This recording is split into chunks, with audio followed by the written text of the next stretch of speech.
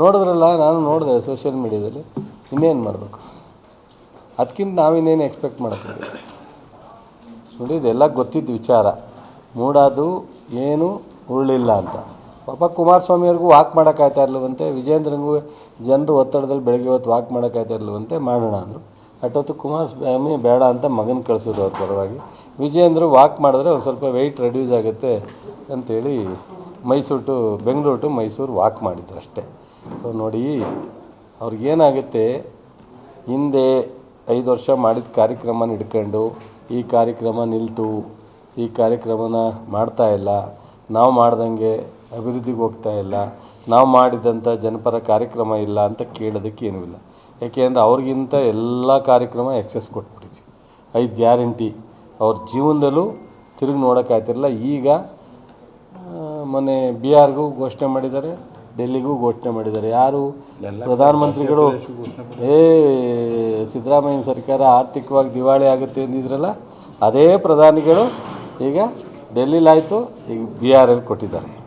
ನೋಡಿ, ವಿಪರ್ಯಾಸ.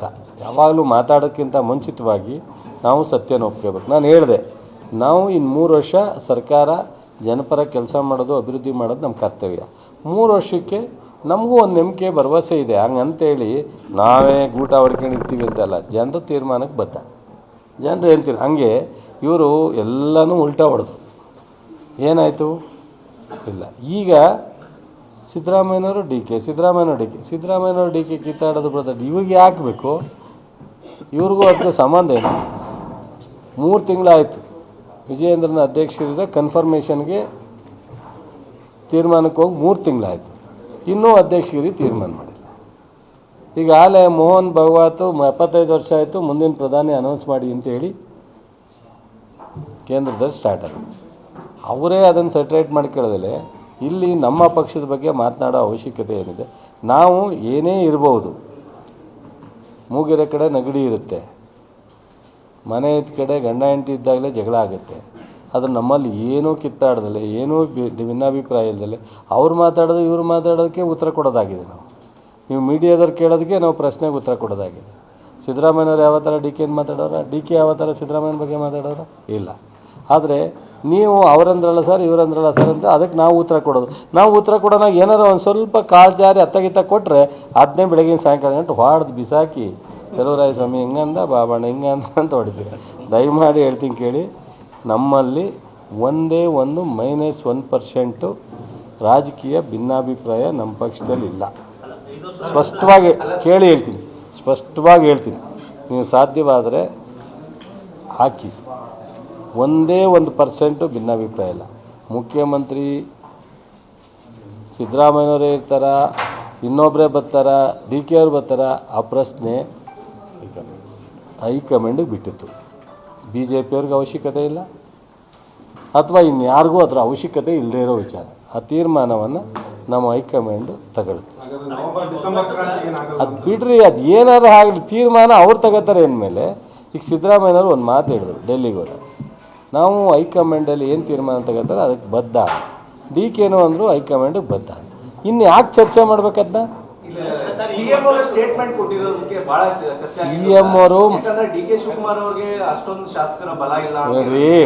C M ಅವರು ಮಾತನಾಡೋ ಸಂದರ್ಭದಲ್ಲಿ ಏನಾದ್ರು ಒಂದು ಮಾತಾಡೋದನ್ನೇ ಹಿಡ್ಕೊಂಡು ನೀವು ಹಿಂದೆ ಮುಂದೆ ಸುತ್ತಾಡ್ಸೋದು ಬೇಡ. ಬಟ್ ಆದರೆ ಅವರೆಲ್ಲರೂ ನಾವು ಹೈಕಮಾಂಡ್ ವಿರುದ್ಧ ಅಂತ ಹೇಳಿದ್ರ, ಅಥವಾ ಡಿ ಕೆ ಯಾವಾಗಲೂ ಎಲ್ಲ ನಾನು ಫೈಟ್ ಮಾಡ್ತಾ ಇದ್ದೀನಿ ಅಂತ ಹೇಳಿದ್ರ? ಎಲ್ಲೂ ಏನೂ ಇಲ್ಲ. ಯಾಕೆ ಆಯ್ತಪ್ಪ, ಈಗ ಪ್ರಜಾಪ್ರಭುತ್ವದಲ್ಲಿ ಎಲ್ರಿಗೂ ಅವ್ರದ್ದೇ ಆದಂಥ ಅಭಿಪ್ರಾಯನ ವ್ಯಕ್ತಪಡಿಸ್ಲಿಕ್ಕೆ ಅಧಿಕಾರ ಇರುತ್ತೆ. ಕೆಲವೊಮ್ಮೆ ಯಾವುದೋ ಮಾತನಾಡೋ ಸಂದರ್ಭದಲ್ಲೋ ಅಥವಾ ಯಾವುದೋ ವೈಯಕ್ತಿಕ ಅವರ ಅಭಿಪ್ರಾಯನ ಕೊಟ್ಟಿರ್ತಾರೆ. ಅದು ನಾನು ಒಬ್ಬ ಸಚಿವನಾಗಿ ಕಾಂಗ್ರೆಸ್ ಪಕ್ಷದ ಒಬ್ಬ ಮುಖಂಡನಾಗಿ ಹೇಳ್ತಾ ಇದ್ದೀನಿ, ನಮ್ಮ ಪಕ್ಷದಲ್ಲಿ ಯಾವ ಭಿನ್ನಾಭಿಪ್ರಾಯವೂ ಇಲ್ಲ. ಯಾವುದೇ ತೀರ್ಮಾನ ಆಗದಿದ್ರೂ ಹೈಕಮಾಂಡೇ ತೀರ್ಮಾನ ಮಾಡುತ್ತೆ. ಅದು ಅಧ್ಯಕ್ಷರದ್ದು ವಿಚಾರ ಇರ್ಬೋದು, ಮುಖ್ಯಮಂತ್ರಿ ವಿಚಾರ ಇರ್ಬೋದು, ಹೈಕಮಾಂಡೇ ತೀರ್ಮಾನ ಮಾಡುತ್ತೆ. ನಮ್ಮಲ್ಲಿ ಎಷ್ಟೇ ಯಾರೇ ನಿಮ್ಮಂಥ ವಿರೋಧ ಪಕ್ಷದವ್ರು ಮಾತನಾಡಿದ್ರು ಅದಕ್ಕೇನು ಅಂತ ಮಹತ್ವ ಇರಲ್ಲ. ಕಳೆದ ಬಾರಿ ಸಂದರ್ಭದಲ್ಲಿ ಯಡಿಯೂರಪ್ಪನವರು ಹೇಳ್ತಾರೆ ಅಂತಾನೆ ನೀವೇ ಟೀಕೆ ಮಾಡಿದ್ರಿ. ಈಗ ಅದೇ ವಿಚಾರ ಬಿಜೆಪಿಯವರು ಮಾಡ್ತಾ ಇದ್ದಾರೆ. ಯಡಿಯೂರಪ್ಪನವ್ರು ಹೇಳಿದ್ರಲ್ಲ ಅವಾಗ. ಈಗ ಜಯಂತ್ ಪಟೇಲ್ ಹೇಳಿದ್ರು 94ರಲ್ಲಿ. ಹಾಗಾಗಿ ನಾನು ರಿಪೀಟ್ ಮಾಡೋಕ್ಕಾಗಲ್ಲ. ಇಲ್ಲೆಲ್ಲ ಲೇಡೀಸ್ ಇದ್ದಾರೆ, ಅದನ್ನು ನೆನೆಸ್ಕೊಳ್ಳಿ ಒಂದ್ಸಲ ಅಷ್ಟೇ. ಅದು ಸರ್ಕಾರ ಬಿಡೋಲ್ಲ, ಬಿಟ್ಬಿಡಿ. ಸರ್ಕಾರದನ್ನು ನಾವು 138 ಜನ ಇದ್ದೀವಿ, ಸರ್ಕಾರ ಬಿಡ್ಸೋಕ್ಕಾಗದ ಅವ್ರ ಕೈಲಿ. ಅದು ಬಿಡಿ, ಅದು ನಮ್ಮ ಪಕ್ಷಕ್ಕೆ ಬಿಟ್ಟಿದ್ದು. ನಾವು ಸಿದ್ದರಾಮಯ್ಯವ್ರನ್ನೇ 5 ವರ್ಷ ಮಾಡ್ಕೋತೀವೋ, ಇನ್ನೊಬ್ಬರು ಬದಲಾವಣೆ ಮಾಡ್ತೀವೋ, ಅದು ನಮ್ಮ ಪಕ್ಷಕ್ಕೆ ಬಿಟ್ಟಿದ್ದು. ನಿಮ್ಗೆ ಯಾಕೆ ತೊಂದರೆ?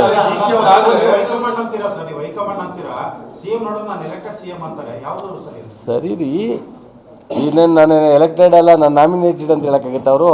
ನೀವು ನಾಳೆ ರಾಜೀನಾಮೆ ಕೊಡ್ತೀನಿ ಅಂತ ಹೇಳೋಕ್ಕಾಗತ್ತಾ? ಅದು ಹೆಂಗ್ರಿ? ಯಾವ ಥರ? ಈಗ ನಮ್ಮ ಪಕ್ಷ ಕಾಂಗ್ರೆಸ್ಸು ನ್ಯಾಷನಲ್ ಪಾರ್ಟಿ, 138 ಜನ ಶಾಸಕರಿರೋ ಪಕ್ಷ. ನೀವು ಸುಮ್ಮನೆ ಕೇಳಿದ್ರೆ ಯಾರು ರಾಜೀನಾಮೆ ಕೊಡ್ತೀನಿ ಅನ್ನೋಕ್ಕಾಗುತ್ತೆ? ಅಥವಾ ನನ್ನ ಟರ್ಮ್ ಮುಗೀತು ಅನ್ನೋಕ್ಕಾಗತ್ತಾ? ಅವೆಲ್ಲ ತೀರ್ಮಾನ ಆಗೋದಿದ್ದರೆ ಹೈಕಮಾಂಡ್ ಮುಂದೆ ತೀರ್ಮಾನ ಆಗುತ್ತೆ. ಎಲ್ಲಿ ಮಾತಾಡಬೇಕೋ ಅಲ್ಲಿ ಸಿದ್ದರಾಮಯ್ಯವರಾಗಲಿ ಡಿ ಕೆ ಅವರಾಗಲಿ ಮಾತಾಡ್ತಾರೆ. ಸೊ ಪ್ರೆಸ್ ಮುಂದೆ ಅಥವಾ ಸಾರ್ವಜನಿಕರ ಮುಂದೆ ವಿರೋಧ ಪಕ್ಷವರ ಮಾತಿಗೆ ಸಿದ್ದರಾಮಯ್ಯವರಾಗಲಿ ಡಿ ಕೆ ಅವರಾಗಲಿ ಉತ್ತರ ಕೊಡ್ತಕ್ಕಂಥದ್ದಕ್ಕೆ ಅವ್ರೇನು ಮೊನ್ನೆ ರಾಜಕಾರಣ ಮಾಡ್ತಾರಾ? ಅವ್ರಿಗೇನು ಮೆಚುರಿಟಿ ಇಲ್ವಾ? ಏನಕ್ಕೆ ಮಾತಾಡ್ತಾರೆ?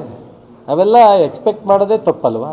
ಬಟ್ ಇದೇನಾಗಿದೆ, ವಿರೋಧ ಪಕ್ಷದವ್ರಿಗೆ ನಾನು ಹೇಳ್ದಂಗೆ 5 ವರ್ಷದ್ದು ಒಳ್ಳೆಯ ಕೆಲಸನೂ ಮಾಡಲಿಲ್ಲ, ಹೀನಾಯವಾಗಿ ಸೋತರು. ಮುಂದೆ ಅವ್ರಿಗೇನಾದ್ರು ಗುರಿ ಇದ್ದೆ ಅದನ್ನು ಹೇಳೋಕ್ಕಾಗ್ತಾಯಿಲ್ಲ ಅವ್ರ ಕೈಲಿ. ಯಾಕೆ? ಯಾರ ನಾಯಕತ್ವದಲ್ಲಿ? ಈಗ ಅವ್ರ ನಮ್ಮ ಪಕ್ಷದಲ್ಲಿ ಡಿ ಕೆ ಶಿವಕುಮಾರ್ ಸಿದ್ದರಾಮಯ್ಯನವ್ರ ನಾಯಕತ್ವ ಅಂತ ಹೇಳ್ತೀವಿ. ಅವ್ರ ಪಕ್ಷದಲ್ಲಿ ಹೇಳ್ತಾರಾ? ಸೋಮಣ್ಣ ನಾಯಕತ್ವ ಒಪ್ಪಾರ, ವಿಜೇಂದ್ರ ನಾಯಕತ್ವ ಒಪ್ಪಾರ, ಅಥವಾ ಯತ್ನಾಳ್ ನಾಯಕತ್ವ ಒಪ್ತಾರ, ಅಶೋಕಂದು ಒಪ್ತಾರ? ಹೇಳಪ್ಪ, ಯಾರ ನಾಯಕತ್ವನೂ ಅವ್ರಿಗೆ ಗೊತ್ತಿಲ್ಲ. ಅದರಿಂದ ವಿರೋಧ ಪಕ್ಷದಲ್ಲಿ ಪಾಪ ಕುಮಾರಸ್ವಾಮಿಯವರು ಅವ್ರು ಯಾವಾಗಲೂ ಹೇಳ್ತಾರೆ, ಚುನಾವಣೆ ಬಂದಾಗೆಲ್ಲ ಹೇಳ್ತಾರೆ, ಈ ಚುನಾವಣೆಯಲ್ಲಿ ಫುಲ್ ಮೆಜಾರಿಟಿ ಬರೆದರೆ ನಾನು ಡಿಸಾಲ್ವ್ ಮಾಡ್ತೀನಿ. 3 ಚುನಾವಣೆ ಆಗೋಯ್ತು, ಡಿಸಾಲ್ವ್ ಮಾಡಲಿಲ್ಲ, ಅದಾಗಲಿಲ್ಲ. ಅದೇ ಹೇಳಿವೆ, ಮುಂದಿನ ಮುಖ್ಯಮಂತ್ರಿ ಯಾವಾಗ ಆಗೋದು? ಚುನಾವಣೆ ಆದಮೇಲೆ. ಚುನಾವಣೆ 3 ವರ್ಷ ಇದೆ, 114 ಬಂದಾಗ. ಏನೋ ಸಂಘ ಸಂಸ್ಥೆಗಳು ಸಾರ್ವಜನಿಕರು ಒತ್ತಡದ ಮೇರೆಗೆ ಕೊಟ್ಟಿದ್ದೀವಿ ಅನ್ನೋದನ್ನು ಸರ್ಕಾರ ಈಗಾಗಲೇ ಘೋಷಣೆ ಮಾಡಿದೆ. ಅದು ಗೃಹ ಇಲಾಖೆ ಮತ್ತು ಮುಖ್ಯಮಂತ್ರಿಯವರು ಮತ್ತು ಅಲ್ಲಿ ಜಿಲ್ಲೆ ಉಸ್ತುವಾರಿ ಸಚಿವರ ಗಮನಿಸಿರೋ ವಿಚಾರ. ನನಗದ್ರ ಪೂರ್ಣ ಮಾಹಿತಿ ಇಲ್ಲ. ಸೊ ಹಾಗಾಗಿ ನಾನು ಮಾಧ್ಯಮದಲ್ಲಿ ಬೆಳಗ್ಗೆ ಬರ್ತಾ ನೋಡಿದೆ. ಸೊ ಹಾಗಾಗಿ ಅದ್ರ ಬಗ್ಗೆ ನಾನು ಹೆಚ್ಚು ಹೇಳಲಿಕ್ಕೆ ನನಗೆ ಮಾಹಿತಿ ಇದೆ. ನೋಡ್ರಿ, ಅವರು ಲಾಸ್ಟ್ ಟೈಮ್ ಬೊಮ್ಮಾಯಿ ಸಾಹೇಬರು ಕೊಟ್ಟಾಗ ನಮ್ಮ ಶಾಸಕರುಗಳಿಗೆ 0, ಬೆಂಗಳೂರಿನಲ್ಲೂ 0 ಕೊಟ್ಟಿದ್ರು, ಹೊರಗಡೆನೂ ಇಲ್ಲ. ನಾವು ಕಳೆದ ಬಾರಿ 10 ಕೋಟಿ ಕೊಟ್ಟಾಗ 224 ವಿಧಾನಸಭಾ ಕ್ಷೇತ್ರಕ್ಕೂ 10 ಕೋಟಿ ಕೊಟ್ಟಿದ್ರು ನಮ್ಮ ಮುಖ್ಯಮಂತ್ರಿಗಳು. ಕೇಳಪ್ಪ ದಣಿ, 224 ಕ್ಷೇತ್ರಕ್ಕೂ 10 ಕೋಟಿ ಕೊಟ್ಟಿದ್ರು. ಈಗ ಹೌದು, ನಾವು ಸರ್ಕಾರ ಮಾಡೋಣಾಗ ನಾವು 138 ಜನ ಗೆಲ್ಲಿಸಿದಾಗ ಒಂದು ಸ್ವಲ್ಪ ಹೆಚ್ಚು ಕೊಟ್ಟರೆ ಅದೊಂದು ಮಹಾ ಅಪರಾಧವೇ? ಮನೆಯಲ್ಲಿ 4 ಜನ ಮಕ್ಕಳನ್ನ ಇಟ್ಬಿಟ್ಟು ಕೊನೆ ಮಗನಿಗೆ ಒಂಚೂರು ರೈಸೋ ತುಪ್ಪನೋ ಒಂದು ಕೋಳಿ ಪೀಸೋ ಹೆಚ್ಚಾಗಿ ಹಾಕ್ತಾರಪ್ಪ, ಅದೇ ಅಪರಾಧ ಅಂತೀಯ? ನಾವು ಅವ್ರಿಗೆ ಕೊಡದೇ ಇದ್ದರೆ ತಪ್ಪು. ಅವ್ರ ಥರ ಬೊಮ್ಮಾಯಿಯವ್ರ ಥರ 1 ರೂಪಾಯಿನೂ ಕೊಡ್ದಲ್ಲೇ ಇದ್ದರೆ ತಪ್ಪು. ನಾವು ಅವ್ರಿಗೂ ದೊಡ್ಡ ಅಮೌಂಟೇ ಕೊಟ್ಟಿದ್ದೀವಿ. ಅದಲ್ಲದೆ ಇಲಾಖೆಯಲ್ಲಿ ಏನು ಬರ್ತದೆ, ಕಾರ್ಯಕ್ರಮ ಏನು ಬರುತ್ತೆ, ಎಲ್ರಿಗೂ ಲಭ್ಯ ಆಗುತ್ತೆ. ತಾರತಮ್ಯ ಅಲ್ಲ, ತಾರತಮ್ಯ ಅಂದರೆ 0 ಮಾಡಿದ್ರು. ನಾವು ಮಾತ್ರ ಕೊಟ್ಕೊಂಡು ಅವ್ರು ಕೊಡದೇ ಇದ್ದರೆ ನಾನು ತೆಗೆದು ನೋಡಿ ನೀವೇ. ಕಳೆದ ಬಾರಿ ಬೊಮ್ಮಾಯಿಯವ್ರು ಕೊಟ್ಟಾಗ ಬೆಂಗಳೂರಿನ ನಮ್ಮ MLAಗಳಿಗೂ ಕೊಟ್ಟಿರಲಿಲ್ಲ. ಸಿದ್ದರಾಮಯ್ಯನವ್ರು ಕೊಟ್ಟಿದ್ದಂಥ ಅನುದಾನನ ವಾಪಸ್ ತಗೊಂಡಿದ್ರು ಅವಾಗ. ಸೊ ಹಾಗಾಗಿ ಅವ್ರ ಥರ ನಾವು ಮಾಡಿಲ್ಲ. ನಾವು ಸ್ವಲ್ಪ ನಮ್ಮವರು ಭಾಳ ಒತ್ತಡ ಮಾಡಿದಾಗ ಕೆಲಸ ಮಾಡಬೇಕು ಅನ್ನೋ ಆಸಕ್ತಿ ಇರೋರಿಗೆ ಒಂದು ಸ್ವಲ್ಪ ಹೆಚ್ಚು ಮಾಡಿ ಆ ಥರ ಏನು ನೋಡ್ರಿ, ಎಲ್ಲದರಲ್ಲೂ ಆಲ್ವೇಸ್ ಬೆಟರ್ ದ್ಯಾನ್ ಕಾಂಗ್ರೆಸ್ ಪಕ್ಷ, BJP ಮತ್ತು JDSಗಿಂತ ಎಲ್ಲ ವಿಚಾರ ಟ್ರಾನ್ಸ್ಪರೆನ್ಸಿ ಇದೆ. ಸಿದ್ದರಾಮಯ್ಯನವರು ಸ್ವಲ್ಪ 1% ನಮ್ಮವರು ಕಾಂಗ್ರೆಸ್ ಪಕ್ಷದ ಕಾರ್ಯಕರ್ತರು ಅಥವಾ MLAಗಳ ಹತ್ರ ಮಾತಾಡಿದ್ರೆ ಅಪರಾಧ ಅಂದರೆ ಕಷ್ಟ. ಸೊ ವಿರೋಧ ಪಕ್ಷಕ್ಕೆ ಏನು ಗೌರವ ಕೊಡಬೇಕು, ವಿರೋಧ ಪಕ್ಷ ಶಾಸಕರಿಗೆ ಏನು ಗೌರವ ಕೊಡಬೇಕು ಕೊಡ್ತಾರೆ. ಸೊ ಎಲ್ಲ ದಾರಿಲಿ ಹೋಗ್ತಿದ್ದಾಗ 1 ನಿಮಿಷ ನಿಲ್ಸಿ ಮಾತಾಡಿದ್ರೆ ಅಯ್ಯೋ ಇವ್ರಿಗೆ ಜಾಸ್ತಿ ಮಾತಾಡ್ತಾರೆ, ಅವ್ರಿಗೆ ಕಡಿಮೆ ಮಾತಾಡ್ತಾರೆ ಅಂತ ತಪ್ಕೊಂಡು ಹಿಡಿದ್ರೆ ಹೆಂಗೆ? ಕಷ್ಟ. Thank you sir.